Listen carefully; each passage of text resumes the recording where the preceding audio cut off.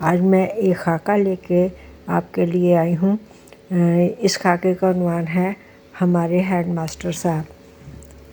وہ ایک کو ایجوکیشن اسکول تھا۔ اس کے انچارج بڑی باغ و بہار شخصیت کے مالک تھے۔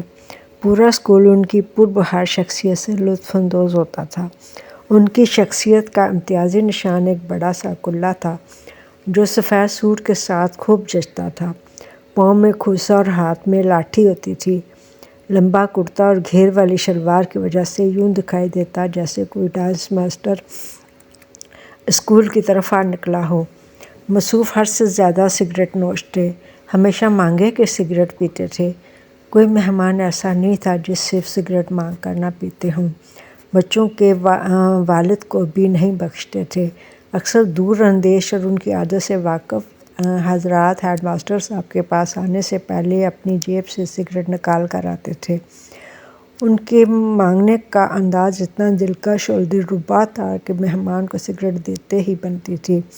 اگر نہ دیتے تو خود ہاتھ بڑھا کر جیب سے سگریٹ نکالنے میں شرم محسوس نہ کرتے تھے۔ بڑے پیار سے کندھے پر ہاتھ پھیرتے پھیرتے جیب تک لے جاتے اور سگریٹ کی ڈبی نکال کر بڑے اطمینان سے خود بھی نوش کرتے اور مہمان کو بھی پیش کرتے۔ مہمان زہر خند سے یوں قبول کرتے کہ بھائی خوب، حلوائی کی دکان دادا جی کی فاتحہ۔ مہمان کو مروت میں ماسٹر صاحب کی ہی دست درازی برداشت کرنا پڑتی، مگر ہیڈ ماسٹر صاحب اسے اپنی کاوش گردانتے تھے۔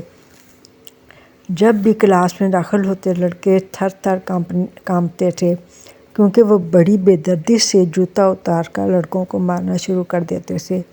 بڑے مزے سے کرسی پر دونوں پاؤں رکھ کر بیٹھ جاتے اور جھوم جھوم کر سبق یاد کرواتے تھے۔ دیگر ٹیچر ان کی شخص طبیعت کی وجہ سے ان سے نالاں تھے۔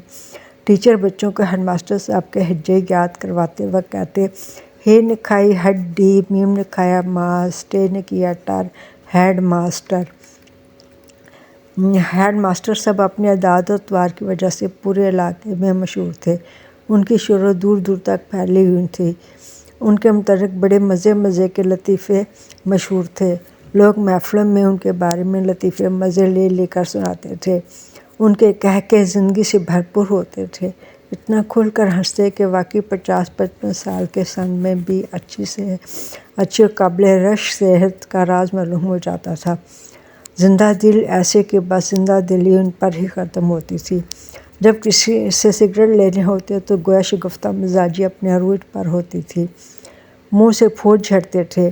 جب کوئی لڑکا کوئی بڑی شرارت کرتا یا اسے سبق یاد نہ ہوتا تو اسے مرغا بنا کر اس کے اوپر ایک دوسرے لڑکے کو بٹھا دیتے اور لڑکے کو اسی حالت میں چلنے کا حکم دیتے۔ لڑکا بیچارہ بوجھ اٹھائے چلتا تو اس کی حالت دیکھنے کے قابل ہوتی تھی۔ لڑکیوں کو بھی اس پر ترس آتا، مگر ہیڈ ماسٹر صاحب کو اس کی حالت پر رحم نہ آتا تھا۔ ایسے سخت گیر استاد کو بھلا کون پسند کرتا؟ ذرا ان کی نظر ادھر ادھر ہوتی، لڑکے ان کی نقل اتارنے لگتے۔ خاص طور پر ان کے سگریٹ مارنے کے انداز کی تو خوب نقل اتارتے۔ تفریح کے وقت ہیڈ ماسٹر صاحب چائے بھی دیگر اساتذہ کی جیب سے ہی پیتے تھے۔ نہ جانے اپنی تمام تنخواہ کہاں خرچ کرتے تھے کہ اپنی ذات کے لیے ایک پائی بھی حرام سمجھتے تھے۔ اتنی کنجوسی کی وجہ سے لوگوں کا خیال تھا کہ انہوں نے یقیناً بہت سا روپیہ جمع کر رکھا ہوگا یا جائیداد خریدی ہوگی۔ اسکول کے تمام لڑکے ہیڈ ماسٹر صاحب کو ہڈو کہتے تھے۔ ان کا یہی نام تمام اسکول میں جانا جاتا تھا۔ ہیڈ ماسٹر صاحب بہت چاق و چوبند نظر آتے تھے۔ سستی اور کاہلی تو انہیں چھو کر بھی نہ گزری تھی۔ دن میں 5 مرتبہ پورے اسکول کا چکر لگاتے تھے۔ ایک کرسی میز کو غور سے دیکھتے کہ ٹوٹی ہوئی تو نہیں۔ اسکول کی املاک کا انہیں بہت بڑا خیال تھا۔